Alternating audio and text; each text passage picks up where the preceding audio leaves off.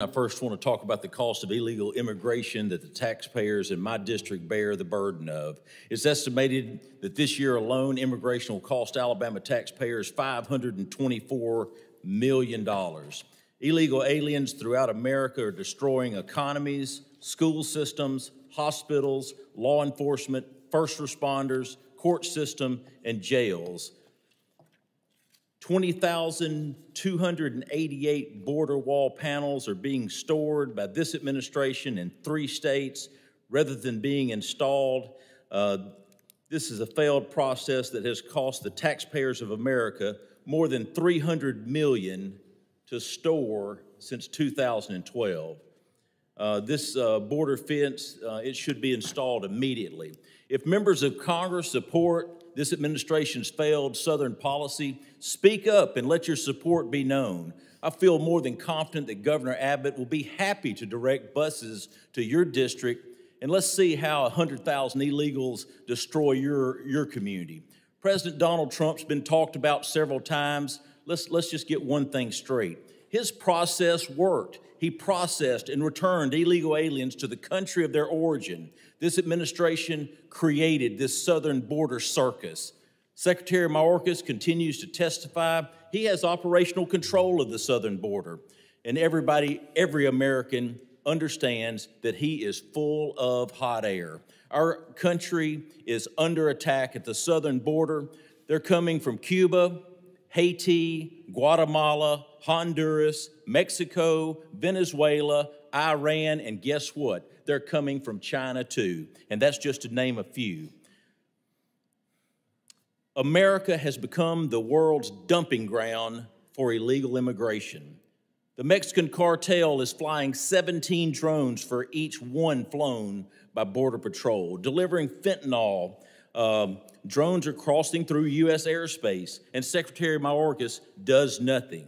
If he wants to jam these drones or he wants to drop them, I can tell you this. I've got multiple companies in my district that can neutralize this threat within a matter of weeks. Secretary Mayorkas continues to chew his fingernails and does nothing. Mr. Borelli, as my colleagues have mentioned, the cost to taxpayers in New York is a little higher. This year, it is projected that illegal immigration will cost New York taxpayers nearly $10 billion.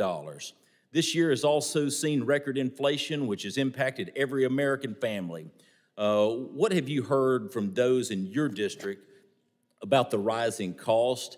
Is this more difficult for them to make ends meet?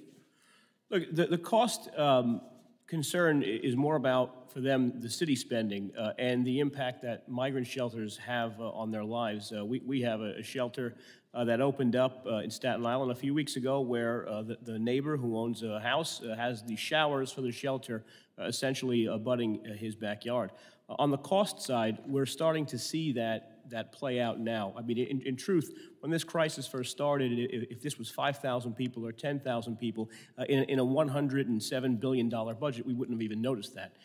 Now we're seeing the downstream impacts on cost. We don't have the luxury that, with all due respect, my friends here in the federal government have to spend in deficit. So when we take, an apple from this jar, put it in the other jar, it has to come from somewhere else. Who do you think they blame for that? I think they blame President Biden 100%. Mr. Borelli, low English proficiency students have a negative effect on classroom environments and education budgets because these students are often behind and cannot speak English. Additional school funding to compensate for the language barrier is often costly. In fact, it's estimated that it costs $10,000 a year to educate your average student in Alabama. When they are a LEP student, it costs approximately $6,000 more each year, and on top of that, an additional $4,000 if that student is also impoverished. So it costs about 100% more to educate these students. It's estimated that Alabama has about 31,000 undocumented students. I'll let you do the math and what this is costing our education system. Mr. Borelli, can you talk more about the impact on school budgets and what you're observing in your district? Sure. So we have hired 3,500 teachers proficient in ESL. We have an additional 1,700 teachers that are certified bilingual. Part of the problem is that a lot of those teachers are bilingual in Spanish, and now we're seeing languages from other parts of the world where we may not have readily available services for them. The cost per kid in New York beats you by a significant dollar amount, it's $38,000 per student, and I would estimate that's very close to the actual cost because many of these students would be on the high end of the spending spectrum because they are coming with certain special needs. In many cases, they're not up to speed on third grade or fifth grade levels yet.